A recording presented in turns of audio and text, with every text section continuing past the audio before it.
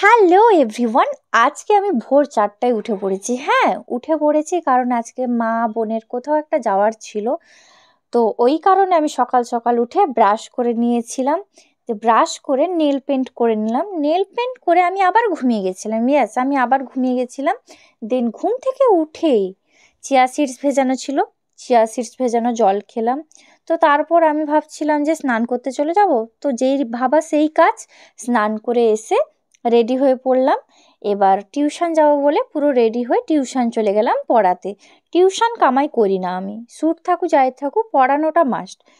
তো এবার টিউশন পড়াতে চলে এলাম। প্রত্যেকটা কাজকেই ভালোবাসা উচিত। এই কাজকে ছেড়ে ওই কাজ করব, ওই কাজকে ছেড়ে এই কাজ করব, ওরকম করা ঠিক নয়। টিউশন থেকে এসে বাস স্ট্যান্ডে চলে এলাম। ও মা, বাস স্ট্যান্ডে দাঁড়াতেই দেখি আমার একটা পার্সেল চলে এলো। এতে একটা ব্যাগ ছিল। তো আমি তো এসি বাস পেয়েছি, কিন্তু এসি আমার সহ্য হয় না, ওই কারণে বাইরেই আমি বসছিলাম। আর সেদিনকে তোমরা বিশ্বাস করবে না, রাস্তায় কিছুটা দেখছো তোমরা ফাঁকা, কিন্তু তারপর কিছুটা দূর যেতে এতটাই গাড়ির জ্যাম ছিল, আমি তো ভাবছিলাম যে আজকে বোধহয় আমি যেতেই পারবো না। ওই কারণে অনেকটা লেট হয়ে গেছিলো। এই যে দিয়ে চলে এসেছি রূপ ladies beauty parlour and makeup স্টুডিওতে। এসেই আমার খিদে পেয়ে গেছিলো, সকাল থেকে ঠিকঠাক খাওয়া হয়নি।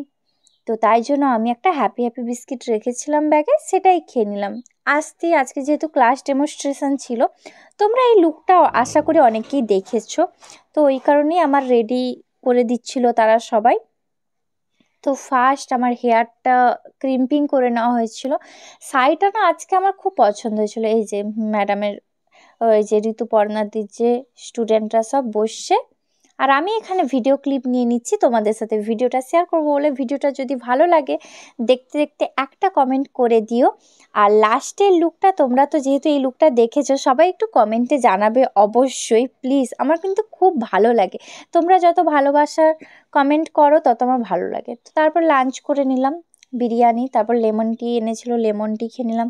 তারপর আবার কিছুক্ষণ পরে চিকেন পকোড়া এনেছিল, চিকেন পকোড়া এনেছিল। তখন বিকেল গড়িয়ে গেছে, তো চিকেন পকোড়া খেয়েছিলাম। আর এখানে আমার লুকটা অলমোস্ট কমপ্লিট। টিপ কলকাটা করবে ঋতুপর্ণাদি, আর জুয়েলারি কানের বাকি কিছু। কেমন লাগছে তোমরা কিন্তু কমেন্টে জানাবে। এই দেখো কলকাটা ঋতুপর্ণাদি করেছে, আমার তো জাস্ট ওয়াও লাগছিল। কলকাটা খুব সুন্দর, আর শাড়িটা এত সুন্দর। এই যে ঋতুপর্ণাদি আমার হেয়ার স্টাইলিশ করছিল। আমার স্যুট ডান। এই যে পকোড়ার প্যাকেট আমি খুলে দেখছি, দিয়ে তারপরে এই যে আমাদের ব্যাকগ্রাউন্ড, আমি জুয়েলারি খুলে দিয়েছি যেহেতু আমার শ্যুট কমপ্লিট হয়ে গেছে।